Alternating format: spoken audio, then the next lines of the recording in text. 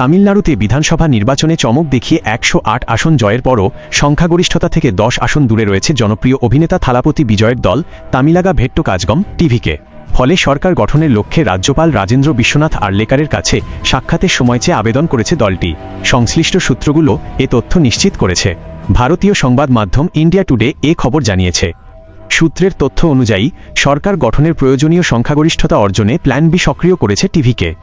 সরকার গঠনে পরবর্তী পদক্ষেপ ঠিক করতে মঙ্গলবার ৫ই মে সকাল ১০টায় দলীয় কার্যালয়ে নবনির্বাচিত বিধায়কদের সঙ্গে বৈঠক করবেন বিজয়।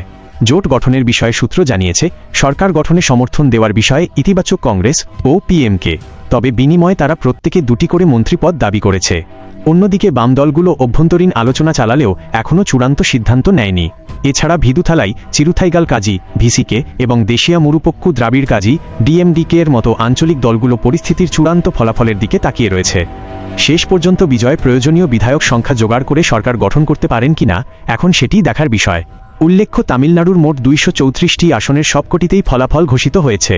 এতে ১০৮টি আসন পেয়ে একক বৃহত্তম দল হিসেবে উঠে এসেছে টিভিকে।